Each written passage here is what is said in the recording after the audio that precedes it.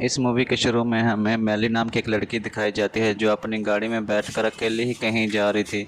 मैली की एक हफ्ते बाद शादी होती है, इसीलिए शादी की तैयारियां करने के लिए वो आउट ऑफ सिटी जा रही होती है। लेकिन शादी की वजह से वो कुछ ज़्यादा एक्साइटेड नहीं थी। उसे तो यह भी श्योर नहीं था कि उसकी शादी होगी भी या नहीं, क्योंकि वो हमेशा चुपचाप बैठी रहती थी और सोचती रहती थी। कुछ सोचते हुए वो अपनी गाड़ी को मेन रोड से किसी छोटे रोड पर चली जाती है, ये सोचते हुए कि ये रास्ता शॉर्टकट होगा और ख़ूबसूरत भी होगा। लेकिन थोड़ा ही आगे जाकर उसकी गाड़ी ख़राब हो जाती है। मैली अपनी गाड़ी को स्टार्ट करने की बहुत कोशिश करती है, लेकिन उसके बावजूद उसकी गाड़ी स्टार्ट नहीं होती। इसके अलावा वहाँ पर सिग्नल भी नहीं होते, जिससे वो किसी को वहाँ पर एक और लड़का आता है जिसका नाम होता क्रिश्चियन। क्रिश्चियन मैली को सिंपैथी दिखाता है और उसकी गाड़ी को रिपेयर करना शुरू कर देता है, और वो उसकी गाड़ी ठीक करने में कामयाब भी हो जाता है। ये देखकर मैली बहुत खुश होती है और वो क्रिश्चियन को थैंक्स बोलकर चली जाती है। अब यहाँ तक तो सब कुछ ठीक था, लेकिन फिर मैली एक बहुत बड़ी मिस्टेक कर देती है। वो सोचती है कि उस लड़के ने मेरी हेल्प की है, मेरी गाड़ी ठीक की है, जबकि मैं उसको सिर्फ़ लिफ्ट दिए बगैर कैसे जा सकती हूँ।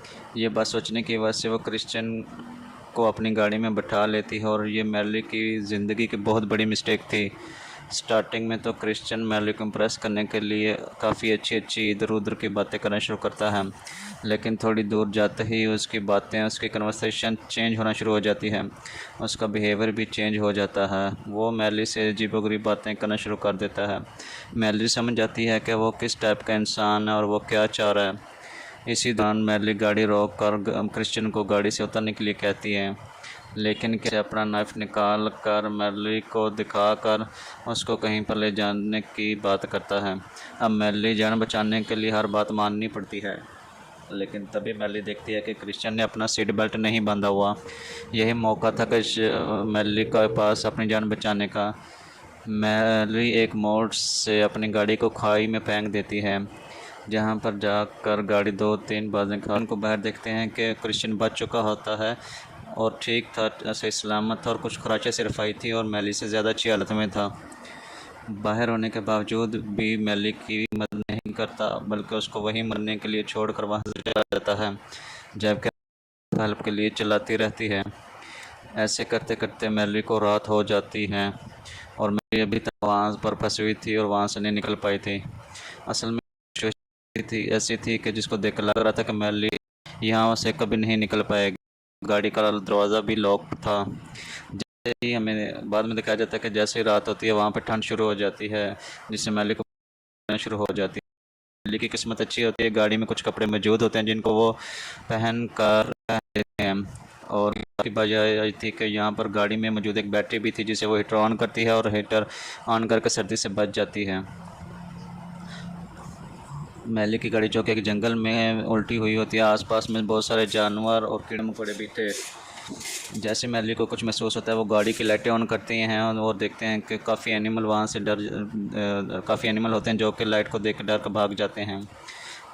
जैसे रात बढ़ती है तो वहाँ पर मैली के लिए तकलीफ़ात बढ़ जाती हैं, क्योंकि ना वहाँ पे कोई खुराक है और ना पीने के लिए पानी है। ऐसे करते करते काफ़ी रात हो जाती है और रात से अगली सुबह हो जाती है, लेकिन स्टिल मैली वहीं पर फंसी हुई है और अभी तक फ्री नहीं हुई। लेकिन मैली को साथ साथ बचने के लिए कोई उम्मीद भी नज़र नहीं आ रही थी। उसके हालात पहले से बदतर होते जा रहे थे। इसी दौरान हम देखते हैं कि उसको मज़ीद परेशान करने के लिए क्रिश्चियन आ जाता है, जो कि काफ़ी ठीक था। वो मैली को बताता है कि यहाँ से कुछ दूरी के फासले पर मुझे एक कैबिन मिला है जो कि फ़िलहाल खाली है, लेकिन वहाँ पर एक फ़ैमिली रहती है जो घर पर नहीं है बल्कि कहीं पर गए हुए हैं। क्रिश्चियन अपने साथ वहाँ पर खाना लाया होता है और वो खाना वो ले जाती है। मैली को अपनी गाड़ी से एक लेटर मिलता है और रात गुजारने के लिए वो कुछ कागज़ जला के अपनी गुजारा करती है।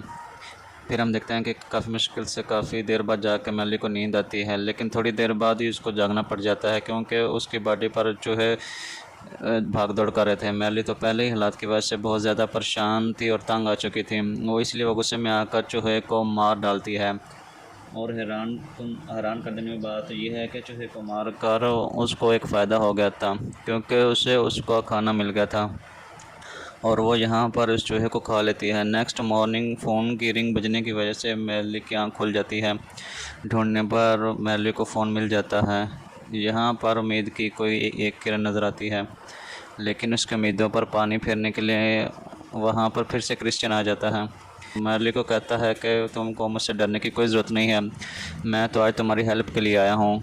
फिर वो प्रूफ करता है कि वो किस तरह की हेल्प के लिए आया है। सबसे पहले वो मैली से उसका फ़ोन खींचता है, क्योंकि उसने मैली को देख लिया था फ़ोन छुपाते हुए। फिर वो मैली को एक आरी देता है, जिससे वो कहता है कि ये तुम्हारी हेल्प कर सकती है। जिस पर मैली कहती है कि ये आरी काटने के लिए, ये आरी से दरवाज़ा हम नहीं काट सकते। जिससे क्रिश्चियन भी मुतफिक एग्री होता है कि इससे हाँ दरवाज़ा तो नहीं काट सकता, और ये कटर मैं दरवाज़ा काटने के लिए लाया भी नहीं हूँ। मैंने ये आरी इसलिए तुमको दी है कि तो इससे तुम अपनी पाँव काटो और आज़ाद हो जाओ, क्योंकि आज़ाद होने के लिए आज तुम्हारे पास सिर्फ यही एक ऑप्शन है।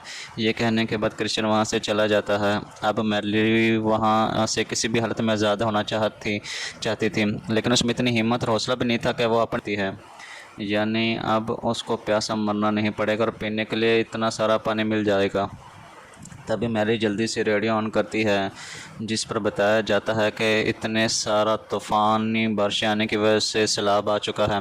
सारे रोड पानी की वजह से भर चुके हैं और ट्रैफिक की वजह से भी। इसलिए जो लोग भी ड्राइव कर रहे हैं वो मेन रोड की बजाय छोटे रोड से सफ़र करें, यानी कि वो रोड जिस पर मैली फंसी हुई होती है।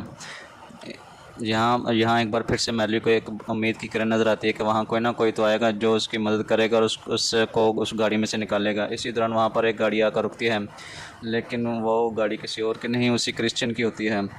उसी टाइम मैली को एक आइडिया आता है। वो मरे हुए चूहे के खून को अपने पाँव पर लगाती है और ऐसे रिएक्ट करती है कि वो मर गई हो। वो ऐसा इसलिए कर रही थी कि क्रिश्चियन को यकीन आ जाए कि मैली वाकई अपना पाँव काटने के दौरान ही मर गई।